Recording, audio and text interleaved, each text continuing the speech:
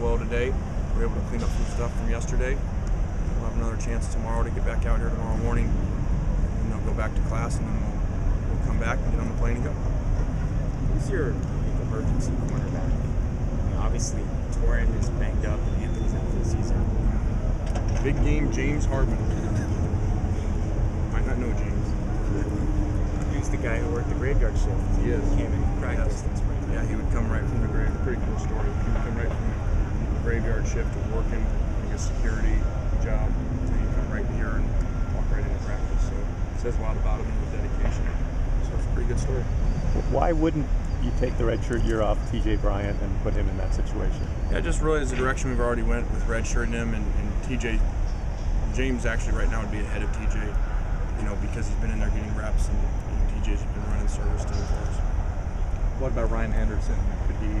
Could you pull off him in an emergency? We could. It would have to be something, we would look at during the week. It would come out of a game. If there were some more severe injuries at the position, not something we would just do during the middle of this game. Can we get someone like Mark Tyler who says, I'm willing to play even if I re-injure my shoulder because it means so much to me? How do you kind of handle someone who's willing to sacrifice their own health? Well, first off, I think it says a lot about Mark to make that statement. And it says a lot about his dedication to this program after all he's been through. So it's great to hear, but it's our job, as the coaches and as the head coach to make sure that we're doing the best interest for the whole season. So we meet every day with the doctors and evaluate everything in the direction of it. And so it'll be a game time decision, but a lot of those injuries a lot goes into them. They may be hurt, like a lot of our guys are hurt every Saturday when we go to play, but are they injuries that can get worse if they play with them? And so that's what we have to look at when we look at that Saturday morning.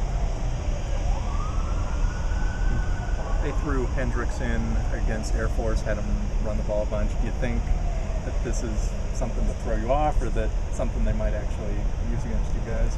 Don't know. It doesn't really matter that much. It's more about us. It's not like he's a true running 4-4 quarterback or something. So it doesn't drastically change what we would do if he went in. So it's not that big a deal to us. To jinx him, but your freshman kicker made 10 of 11 for West here, which is obviously pretty good. How do you think he's performed? I think he's done great. It's interesting you bring that up. I was watching you guys over here, and there were 6 people still on the field, 6 players still on the field. You guys were interviewing them in their different stages there. All 6 players were in their first or second year of our program. So he's another refreshing reminder of the future here.